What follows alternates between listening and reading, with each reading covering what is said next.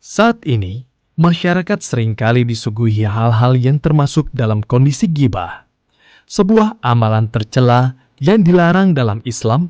Bahkan dalam sebuah hadis disebutkan, orang yang melakukan ghibah sama saja memakan bangkai saudaranya sendiri. Lantas, apakah itu ghibah? Serta apa saja amalan buruk lainnya yang harus kita hindari? Kita akan membahas dalam Sehari Bersama Sunnah Rasulullah edisi kali ini.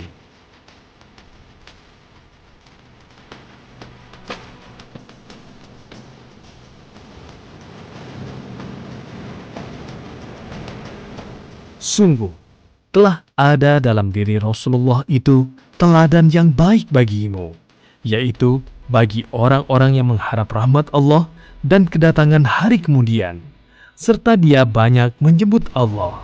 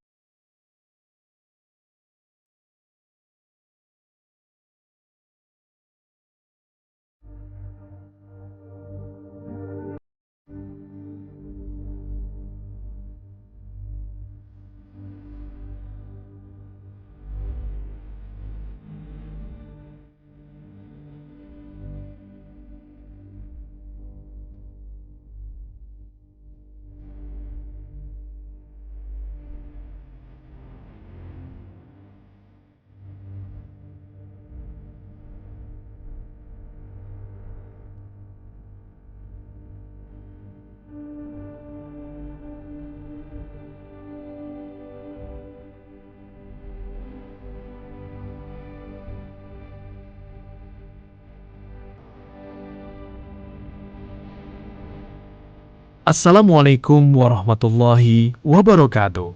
Ikhwan akhwat, Allah Subhanahu wa Ta'ala telah menanamkan sebuah contoh untuk kita laksanakan dalam kehidupan kita sehari-hari pada diri Nabi akhir zaman Muhammad Sallallahu Alaihi Wasallam. Dan kali ini kita akan mengupas semua teladan tersebut dalam Sehari Bersama Sunnah Rasulullah.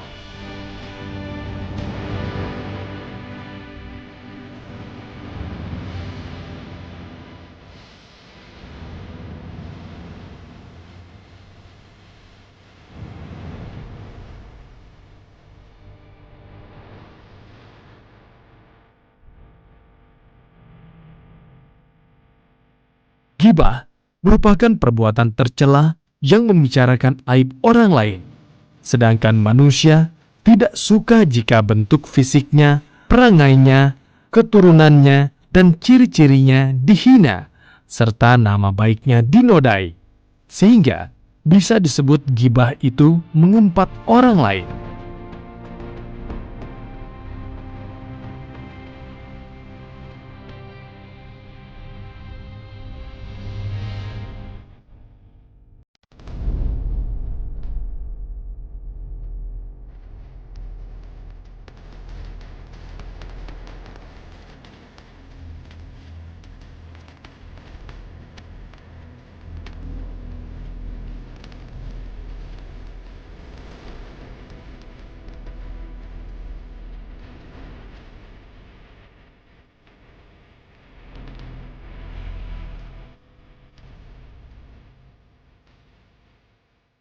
Sebagaimana sabda Nabi Muhammad SAW yang artinya, "Tahukah kamu apakah pengumpat itu?"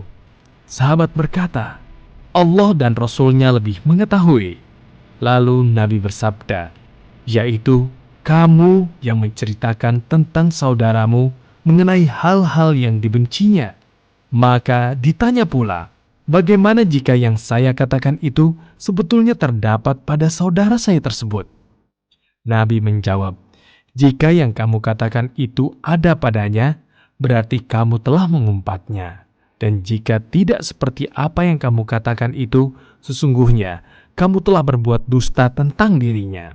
Hadis riwayat Muslim, Abu Daud, Tirmizi, dan An-Nasai.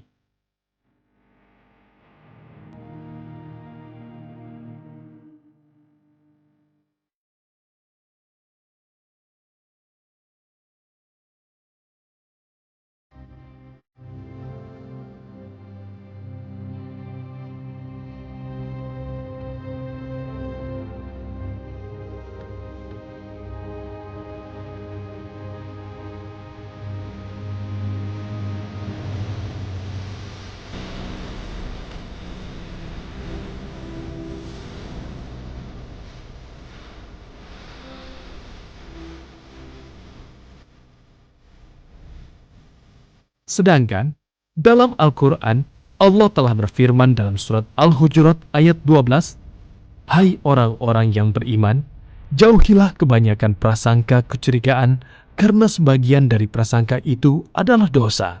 Dan janganlah mencari-cari keburukan orang lain, dan janganlah menggunjingkan satu sama lain.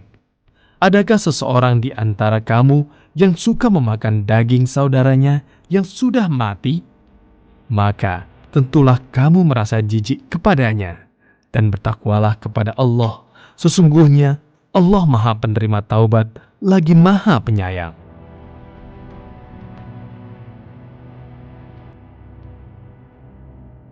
Di dalam ayat tersebut diibaratkan bahwa orang yang mengumpat itu seperti memakan daging bangkai saudaranya sendiri. Sedangkan menurut hadis Nabi yang lain, ghibah merupakan salah satu dari dosa besar, bahkan lebih besar dosanya daripada berzina.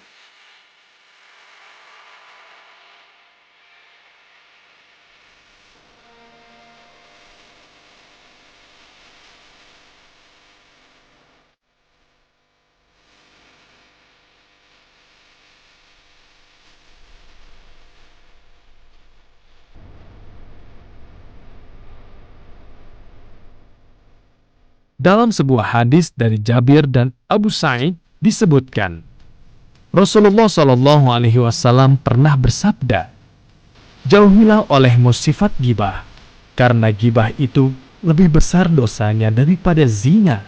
Kemudian ditanyakan kepada Rasul, bagaimana bisa? Rasulullah menjawab, seorang laki-laki berzina kemudian bertaubat, Allah akan mengampuni kepadanya. Dan orang yang mempunyai sifat gibah, Allah tidak akan mengampuninya, sehingga saudaranya mau mengampuninya.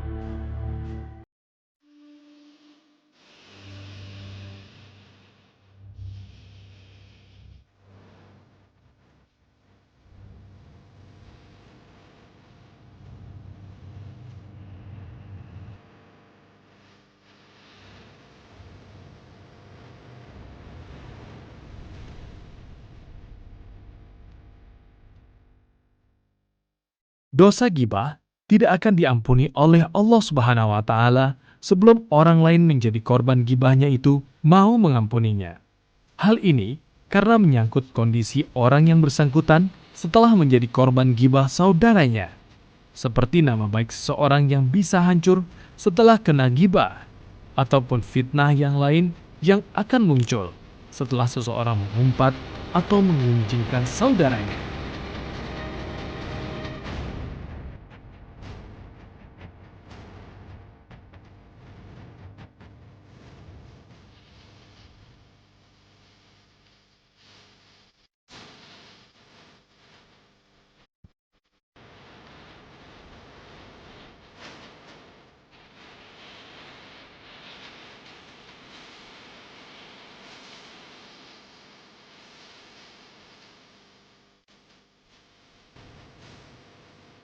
Selain gibah, ada perbuatan dosa lain yang juga sangat berbahaya. Salah satunya namimah.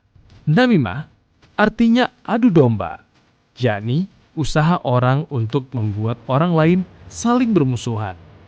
Sikap namimah sangat dibenci Islam karena dapat membuat persatuan umat menjadi pecah, sehingga dapat melumpuhkan kekuatan umat Islam.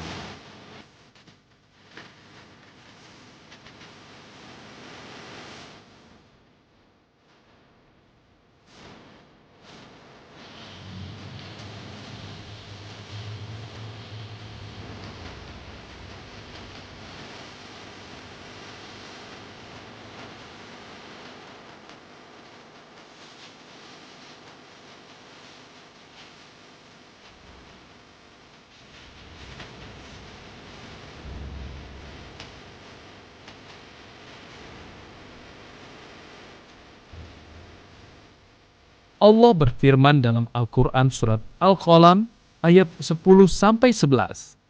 Dan janganlah kamu ikuti setiap orang yang banyak bersumpah lagi hina, yang banyak mencela, dan yang kian kemari menghambur fitnah.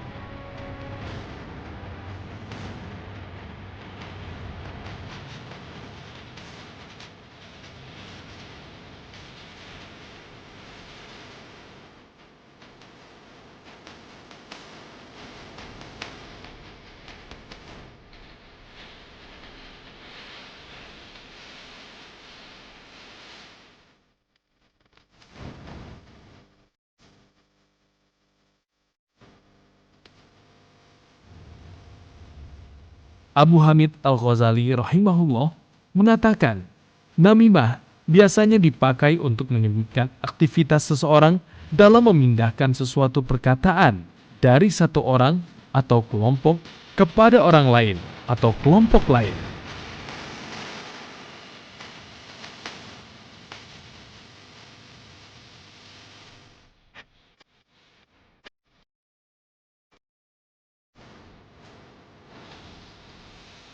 Tetapi, namimah tidak hanya terbatas pada seperti itu. Definisi namimah adalah mengemukakan apa yang tidak disukai kedua belah pihak, atau bahkan orang ketiga. Mengemukakannya bisa secara lisan, tulisan, isyarat, atau lainnya. Sedangkan yang dipindahkan bisa perkataan atau perbuatan, bisa aib ataupun bukan, sehingga hakikat namimah adalah mengemukakan apa yang dirahasiakan. Menyingkap tabir dari apa yang tidak disukai untuk dikemukakan.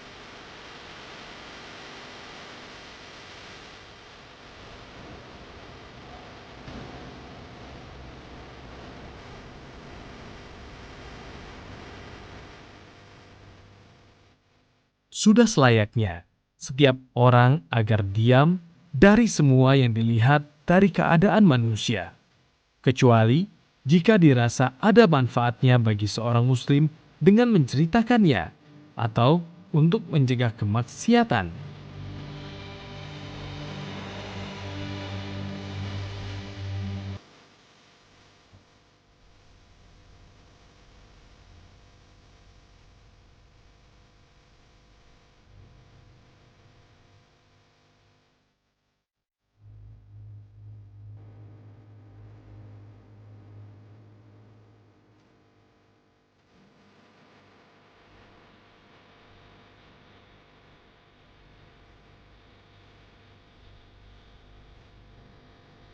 Dalam hal ini, tentu kita akan harus berhati-hati jika mendapatkan sesuatu berita ataupun informasi.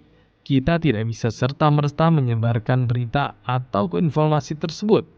Kita harus terlebih dahulu menimbang dan mencari kebenaran berita tersebut. Karena kalau kita salah, sama saja kita terlibat untuk menyebarkan kedustaan. Begitu pula, kalau ternyata informasi atau berita tersebut dapat membuat kekacauan di tengah-tengah umat.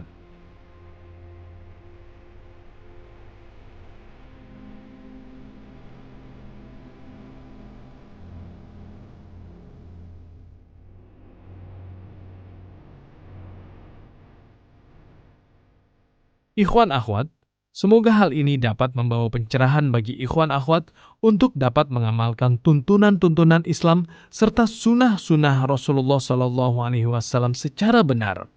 Wallahu a'lam bishawab. Wassalamualaikum warahmatullahi wabarakatuh.